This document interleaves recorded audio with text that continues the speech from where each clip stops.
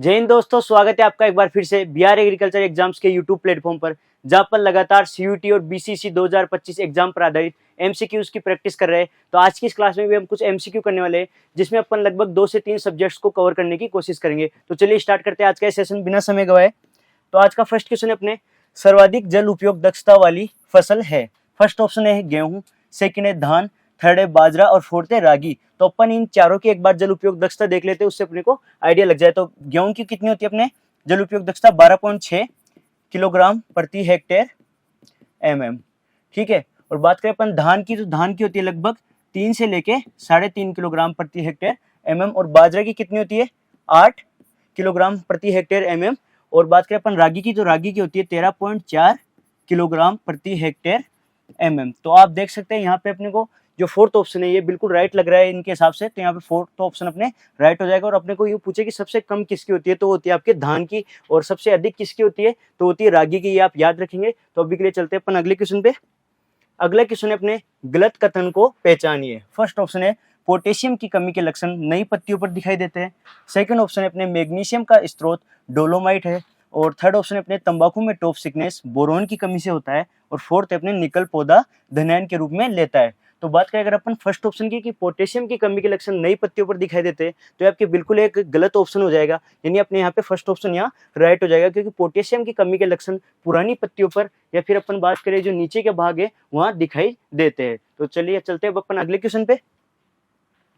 अगला क्वेश्चन अपने सेब में बिटर पिट दैहिक विकार है, यानी ये यहाँ पूछना चाहता है कि किसकी कमी से होता है। तो फर्स्ट ऑप्शन है अपने बोरोन, सेकंड है नाइट्रोजन और थर्ड है कैल्शियम और फोर्थ है जिंक। तो ये बात करें अगर अपन सेब में बिटर पिट की, तो ये तो हो जाएगा आपके कैल्शियम की कमी से। लेकिन अगर अपन बात करें बोरोन की कमी से होने वाले कुछ रोग, तो एक तो आपने भी देखा है तंबाकू में जो टॉप सिकनेस होता है वो हो गया। इसके अलावा आपके जो होता है बोरोन की कमी से कौन कौन से होता है, एक तो अंगूर में हैन एंड चिकन हो गया, और इसके अलावा फलों का फटना, ये बोरोन की कमी से होने वाले दैहिक विकार है। और नाइट्रोजन की कमी की अगर अपन बात करें, तो एक इंपॉर्टेंट डिजीज होती है आपके स्टारवेशन डिजीज, जो नाइट्रोजन की कमी के कारण होती है। इसके अलावा फूल गोभी के अंदर बटनिंग भी आपके नाइट्रोजन की कमी के कारण होती है। और कैल्शियम की अपन ने बात करी ली, एक तो सेब में बिटर पिट हो गया, इसके अलावा गाजर में केविटी स्पॉट हो गया, ये भी आपके कैल्शियम की कमी से होता है। इसके अलावा आपके टमाटर में ब्लोजम एंड रोट रोग कैल्शियम की कमी से होता है। और जिंक की कमी से आपके दो मेजर डिजीज आप याद रखेंगे, जो दैहिक विकार है उन्हें आप याद रखेंगे, एक तो धान का खेरा रोग और मक्का में सफेद कली का। ठीक है, तो चलते हैं अपन अगले क्वेश्चन पे।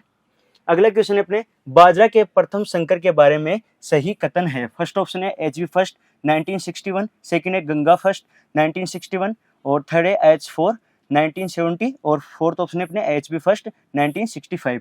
तो अपन फसलों के कुछ संकर की, प्रथम संकर की या फिर अपन बात करें संकर की बात यहाँ पे अपन कर लेते हैं। तो सबसे पहले तो आपके मक्का का संकर विकसित किया गया, जिसे अपन गंगा फर्स्ट वेराइटी के नाम से जानते हैं।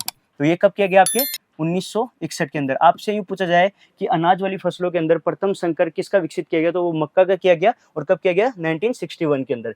फिर इसके अंदर इसके बाद में आता है आपके जवार। जवार का कब किया गया और कौन सी किस्म थी आपके CSH फर्स्ट 1964। फिर इसके बाद में आ जाता है आपके बाजरा। बाजरा का कौन सा संकर विकसित किया गया HB फर्स्ट और कब किया गया 1965 को। ठीक है, और बात करें अपन इसके अलावा कपास, कपास की एक H4 या फिर अपन हाइब्रिड 4B से बोल सकते हैं, जो कि 1970 या 1970 के अंदर विकसित किया गया। इसके अलावा आपके एक अरहर का भी इंपॉर्टेंट है ICPH 8, जो कि आपके 1991 के अंदर विकसित किया गया। अगर आपसे ऐसा पूछे कि जो दलहन है, दलहन के अंदर प्रथम संकर किसका विकसित किया गया, तो आपके अरहर का विकसित किया गया। और कौन सी किस्म है ICPH 8 1991 के अंदर। तो यहाँ पे अपने को बाजरे के बारे में पूछा है, तो अपने फोर्थ ऑप्शन जो है HB फर्स्ट 1965 ये यहाँ पे राइट हो जाएगा। ठीक है, तो चलते हैं अपन अगले क्वेश्चन पे। अगला क्वेश्चन है अपने मस्कावी खद्रावी किस्मों का संबंध किस फसल से है। फर्स्ट ऑप्शन है रिजका, सेकंड है बरसीम, थर्ड है गवार, फोर्थ है जई। तो जो मस्कावी और खद्रावी है ये दोनों ही आपके बरसीम की वेरायटी और कैसी वेरायटी है, डिप्लॉयड वेरायटी है। कैसी, डिप्लॉयड। और 2n बराबर 16।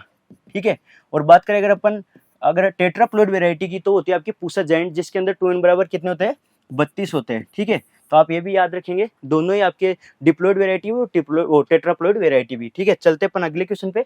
अगला क्वेश्चन है अपने कथन और कारण दे रखा है अपने को। तो ये भी कई बार क्वेश्चन पूछे जाते हैं, आपके सीयूटी के अंदर भी पूछे जाते हैं कथन और कारण वाले क्वेश्चन ज्यादातर। तो आप यहाँ पे देखेंगे, जैसे फर्स्ट अपने कथन है गन्ने में बुआई के लिए ऊपरी 1/3 भाग का उपयोग किया जाता है। कारण ऊपरी भाग में अधिक सुक्रोज के कारण ये भाग बुआई में काम में लिया जाता है, जिससे अंकुरण शीघ्र होता है। तो बात करें अगर अपन कथन की, गन्ने में बुआई के लिए ऊपरी 1/3 भाग उपयोग किया जाता है, जो कि बिल्कुल सही है। गन्ने में बुआई के लिए ऊपरी 1/3 भाग का ही उपयोग किया जाता है। सेकंड, अगर अपन बात करें कारण की, तो ऊपरी भाग में अधिक सुक्रोज, तो ये आपके गलत हो जाएगा। अधिक ग्लूकोज के कारण ये भाग बुआई के लिए काम में लिया जाता है, जिससे अंकुरण शीघ्र होता है।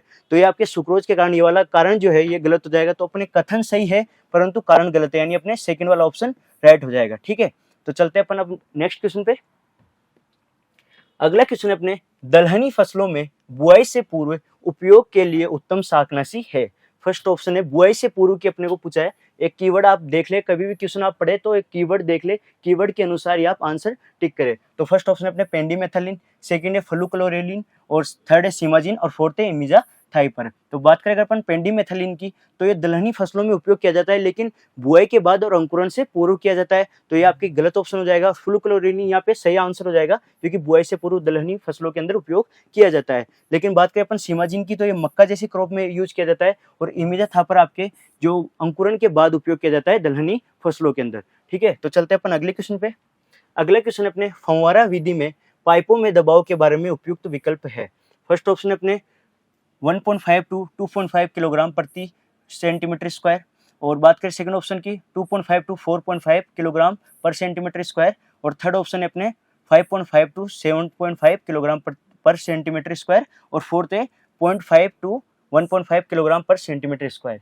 तो बात करें अगर अपन फव्वारा विधि की, तो फव्वारा विधि के अंदर पाइपों में दबाव कितना होता है आपके, लगभग 2.5 टू 4.5 किलोग्राम पर सेंटीमीटर स्क्वायर होता है। तो आपके सेकंड वाला ऑप्शन यहाँ पे राइट हो जाएगा। और बात करें अगर अपन फव्वारा विधि के बारे में, अगर ऐसा भी कई बार पूछा जाता है कि उबड़ खाबड़ भूमि के लिए कौन सी विधि उपयुक्त है, तो आपके फव्वारा विधि ही उपयुक्त है, ये भी आप याद रखेंगे। इसके अलावा अगर अपन चलते हैं अभी के लिए आगे अगले क्वेश्चन पे। अगला क्वेश्चन अपने, मई जून के माह में पश्चिमी दिशा से आने वाली गर्म हवाओं को खालिस्तान कहा जाता है। फर्स्ट ऑप्शन है मावट, सेकंड है शीतलहर, थर्ड है लू, और फोर्थ है वर्षण। तो बात करें अपन मावट की, तो ये पश्चिमी विक्षोभ के कारण होता है, और इसे अपन गोल्डन ड्रॉप भी कहते हैं, जो कि आपके रबी की फसलों के लिए बहुत ही फायदेमंद होता है। बात करें अपन शीतलहर की, तो ये उत्तरी दिशा से आती है, उत्तरी दिशा से आती है, और लगभग जनवरी के माह में आने वाली हवाएं होती है, और ठंडी हवाएं होती है। तो आपके ये भी ऑप्शन गलत हो जाएगा। बात करें लू की, तो आपके ये सही ऑप्शन हो जाएगा। जो आपके मई जून के माह में पश्चिमी दिशा से गर्म हवाएं आती है, उसे अपन लू या हीट वेव के नाम से जानते हैं। वर्षण किसे कहते हैं अपन, वातावरण से पृथ्वी की सतह पर किसी भी रूप में पानी के आने को अपन वर्षण नाम से जानते हैं। ठीक है, चलते हैं अपन अगले क्वेश्चन पे।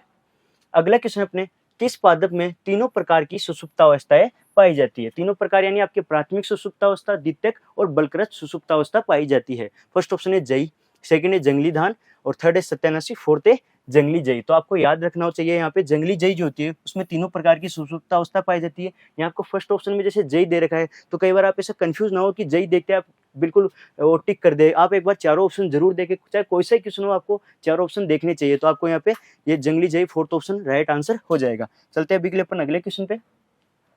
अगला क्वेश्चन अपने, भारतीय बागवानी अनुसंधान संस्थान यानी Indian institute of horticulture research कहाँ स्थित है। फर्स्ट ऑप्शन अपने बीकानेर राजस्थान, सेकंड है लखनऊ उत्तर प्रदेश, थर्ड है हसरगट्टा बेंगलोर, और फोर्थ है श्रीनगर जम्मू कश्मीर। तो बात करें अपन अगर IIHR की, तो ये तो आपके हसरगट्टा बेंगलोर में स्थित है, लेकिन बीकानेर के अंदर आपकी जो शुष्क बागवानी अनुसंधान संस्थान है वो स्थित है। इसके अलावा अगर अपन बात करें सब ट्रॉपिकल यानी उपोष्ण अगर बागवानी अनुसंधान संस्थान की बात करें, तो वो लखनऊ के अंदर, और शीतोष्ण आपके श्रीनगर जम्मू कश्मीर के अंदर स्थित है। ठीक है, तो चलते हैं पर अभी के लिए अगले क्वेश्चन पे।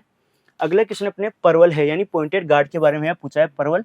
तो फर्स्ट ऑप्शन अपने मोनोसियस, सेकंड है एंड्रोमोनोसियस, थर्ड है डायोसियस, और फोर्थ है उपरोक्त सभी। तो बात करें अपन मोनोसियस की, तो आपके जो नॉर्मल सभी कुकुरबिट्स होते हैं वो मोनोसियस होता है, लेकिन जो परवल या पॉइंटेड गार्ड होता है ये आपके डायोसियस होता है, यानी आपके यहाँ पे थर्ड वाला ऑप्शन राइट हो जाएगा। ठीक है, ये अपवाद होता है कुकुरबिट्स के अंदर, आप इसे याद रखेंगे कि जो परवल या पॉइंटेड गार्ड होता है ये डायोसियस होता है। डायोसियस का मतलब, यहाँ सीएस का मतलब होता है आवास से, यानी आपके जो नर और मादा पुष्प है ये अलग अलग प्लांट पे पाए जाएंगे, यानी अलग अलग आवास में पाए जाएंगे। ठीक है, तो चलते हैं अभी अगले क्वेश्चन पे। अगला क्वेश्चन है अपना, दीप्तकालिता यानी फोटो पीरियोडिज्म खालिस्तान पर निर्भर करती है। फर्स्ट ऑप्शन है तापमान, सेकंड है प्रकाश अवधि, थर्ड है नमी, और फोर्थ है प्रकाश की तीव्रता। तो बात करें अगर अपन दीप्तकालिता की, जिसकी खोज आपके गार्नर व एलाडे ने की थी, तो ये आपके प्रकाश की अवधि पर डिपेंड करती है। प्रकाश की अवधि का जो पुष्पन पर प्रभाव होता है उसे अपन दीप्तकालिता के नाम से जानते हैं। ठीक है, तो चलते हैं अभी के लिए अपन अगले क्वेश्चन पे। अगला क्वेश्चन अपने, निम्न में से पेपो किसका फल प्रकार, फल है ये, कल नहीं है, फल प्रकार है। फर्स्ट ऑप्शन है सेब, सेकंड है अंजीर, थर्ड है कुकुरबिट्स और फोर्थ है पपीता। तो अपन बात करें अगर सेब की, तो सेब का फल प्रकार होता है आपके पोम, ठीक है। अंजीर का होता है साइकोनस। इसके अलावा अगर अपन बात करें कुकुरबिट्स की, तो होता है पेपो, यानी आपके थर्ड वाला ऑप्शन राइट हो जाएगा। पेपो किसका होता है? कुकुरबिट्स का फल प्रकार होता है। और पपीता और चीकू जैसे आपके केला ही हो गया, इनका फल प्रकार क्या होता है? आपके बेरी होता है, ठीक है। तो आपके थर्ड ऑप्शन यहाँ राइट हो जाएगा। चलते हैं अभी के लिए अगले क्वेश्चन पे। अगला क्वेश्चन अपने पपेन पपीता फल वृक्ष से के किस भाग से प्राप्त किया जाता है? मुख्यतः पूछा आपको किस भाग से प्राप्त किया जाता है। फर्स्ट ऑप्शन है अपने तना, सेकंड है अपरिपक्व फल, और थर्ड है जड़, और फोर्थ है पत्तियां। तो आपके यहाँ सेकंड ऑप्शन राइट हो जाएगा, नहीं अपरिपक्व फल। और अपन यहाँ पे पपेन के बारे में कुछ इंपॉर्टेंट पॉइंट्स के बारे में अपन यहाँ पे बात कर ले। तो पपेन में अगर बात करें, कई बार आपको पूरे प्रोटीन कितना होता है, तो लगभग 72.3% तक प्रोटीन होता है। और जो दुग्ध अपन मतलब दूध होता है या लेटेक्स होता है, जो इसके कच्चे फलों से प्राप्त किया जाता है, उसे लगभग 45 से 55 डिग्री सेंटीग्रेड 45 से 55 डिग्री सेंटीग्रेड पर सुखाया जाता है, और फिर आपके जो पपेन तैयार किया जाता है। इसके अलावा अगर अपन बात करें, लगभग जो आपके 70 से 90 दिन का जो पौधा होता है, उनसे अपन पपेन प्राप्त किया जाता है। या आपको कई बार ऐसा भी पूछा जा सकता है क्वेश्चन आपके। और बात करें CO5 आपके पपेन उत्पादन के लिए एक इंपॉर्टेंट वेराइटी है, इसे भी आप ध्यान में रखेंगे, ठीक है। चलते हैं अभी के लिए अपन अगले क्वेश्चन पे। और इसके अलावा एक और आप याद रखेंगे कि पपेन में पेप्सिन एंजाइम पाया जाता है। कौन सा? पेप्सिन एंजाइम पाया जाता है, जो उदर यानी पेट से संबंधित रोगों के लिए फायदेमंद होता है, ठीक है। तो चलते हैं अगले क्वेश्चन पे।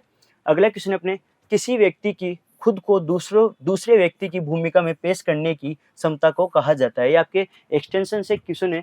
फर्स्ट ऑप्शन है अपने सहानुभूति, सेकंड है विश्वसनीयता, थर्ड है निष्ठा, और फोर्थ है धारणा। तो इसे अपन क्या कहते हैं? इसे कहते हैं अपन सहानुभूति, यानी अपन किसी को सहानुभूति देने की कोशिश करते हैं, कि जैसे वो किसी भी प्रकार का अगर दुख में है, तो अपन उसके दुख में साथ देने का मतलब प्रयास करते हैं, तो उसे अपन सहानुभूति के नाम से जानते हैं। कई बार आपको ये एक्सटेंशन की जो नॉर्मल शब्दावली है, इनसे डायरेक्ट क्वेश्चन भी पूछा जाता है, तो आप इसे भी याद रखेंगे। चलते हैं अभी के लिए अपन अगले क्वेश्चन पे। अगला क्वेश्चन अपने DRDA का विस्तार है। DRDA के बारे में अपने को यहाँ पे पूछा है। फर्स्ट ऑप्शन है अपने जिला ग्रामीण विकास प्राधिकरण, सेकंड है जिला ग्रामीण विकास एजेंसी, थर्ड है अपने जिला ग्रामीण विकास अधिनियम, और फोर्थ अपने जिला ग्रामीण विकास संघ। तो आपके DRDA की जो फुल फॉर्म होती है वो क्या होती है? आपके जिला ग्रामीण विकास एजेंसी, यानी सेकंड वाला ऑप्शन आपके यहाँ पे राइट हो जाएगा। इसकी शुरुआत कब की गई थी? आपके 1 अप्रैल 1999 के अंदर इसकी शुरुआत की गई थी। आप इसे भी याद रखेंगे, ठीक है। ये भी आपके एक्सटेंशन से ही क्वेश्चन है। चलते हैं अभी के लिए अपन अगले क्वेश्चन पे।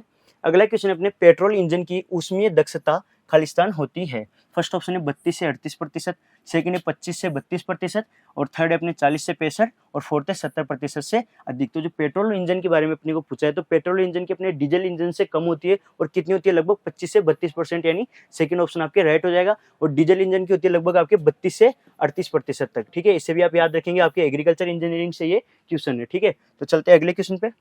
अगला क्वेश्चन अपने दूध निकालने की सर्वोत्तम विधि है। फर्स्ट ऑप्शन है मुट्ठी बांधकर, सेकंड है अंगूठा दबाकर, और थर्ड है चुटकी दबाकर, और फोर्थ है अंगूठा दबाकर तथा चुटकी द्वारा। तो बात करें अगर अपन सर्वोत्तम विधि की, तो आपके मुट्ठी बांधकर या पूर्ण हस्त दोहन जो है, वो बिल्कुल राइट ऑप्शन हो जाएगा। और अंगूठा दबाकर आपको इसे दोषपूर्ण विधि के नाम से जाना जाता है। अंगूठा दबाकर जो अपन दूध निकालते हैं उसे चुटकी दबाकर अपन जो छोटे अयन वाले जो पशु होते हैं, उनके अंदर चुटकी दबाकर अपन दुग्ध दोहन का कार्य करते हैं। और आपके यहाँ पे अंगूठा दबाकर तथा चुटकी द्वारा, ये भी गलत ऑप्शन हो जाएगा। तो आपके फर्स्ट ऑप्शन कौन सा हो जाएगा? मुट्ठी बांधकर या पूर्ण हस्त दोहन, ठीक है। और अब साथ ही मैं आपको बता दूं, यदि आप एग्रीकल्चर, बायोलॉजी और मैथ के स्टूडेंट हैं, और आप CUT और BCC की तैयारी कर रहे हैं, तो रॉयल इंस्टीट्यूट के अंदर CUT और BCC के लिए क्रैश कोर्स के नए बैच स्टार्ट हो गए। और क्रैश कोर्स आपके ऑनलाइन और ऑफलाइन दोनों माध्यम में रहने वाले, साथ ही हिंदी मीडियम और इंग्लिश मीडियम दोनों मीडियम के स्टूडेंट के लिए क्रैश कोर्स रहने वाले हैं। और आप अगर जुड़ना चाहते हैं, तो संस्थान के हेल्पलाइन नंबर पर कॉल करके आप संस्थान से जुड़ सकते हैं। अपन बात करते हैं कि अगर आप क्रैश कोर्स से जुड़ते हैं, तो आपको फायदे क्या क्या मिलने वाले हैं। यदि आप क्रैश कोर्स से जुड़ते हैं, अगर आप ऑफलाइन जुड़ते हैं, तो आपको ऑफलाइन क्लासरूम मिलने वाले हैं। और अगर आप ऑफलाइन नहीं जुड़ पाते, तो आपको लाइव बैच मिलेगा, जिसे आप अपने मोबाइल या लैपटॉप के अंदर लाइव जो भी क्लासें यहाँ पे करवाई जाएगी, उसे आप देख सकते हैं। और इसके अलावा अगर बात करें, कई बार स्टूडेंट को मैंने पहले ही बताया कि आपको ये डाउट रहता है कि इन दिनों के अंदर अपने कोर्स कंप्लीट होगा या नहीं, तो आप बिल्कुल निश्चिंत रहिए, आपका इन दिनों के अंदर कोर्स भी कंप्लीट करवाया जाएगा। और अगर आप किसी कारण से लाइव क्लास अटेंड नहीं कर पाते, तो आप उस क्लास को बाद में रिकॉर्डेड फॉर्मेट के अंदर देख सकते हैं।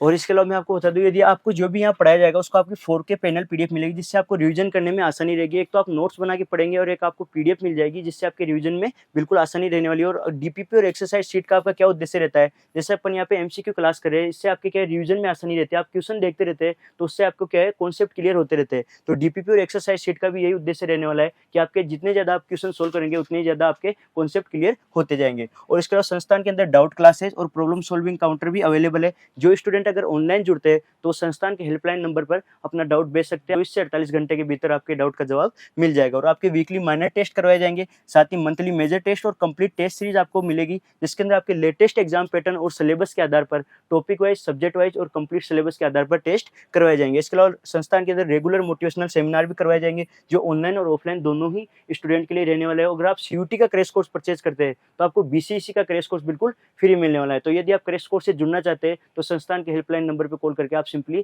क्रैश कोर्स से जुड़ सकते हैं। तो आज के लिए दोस्तों इतना ही, मिलते हैं आपसे नेक्स्ट सेशन में, तब तक के लिए धन्यवाद।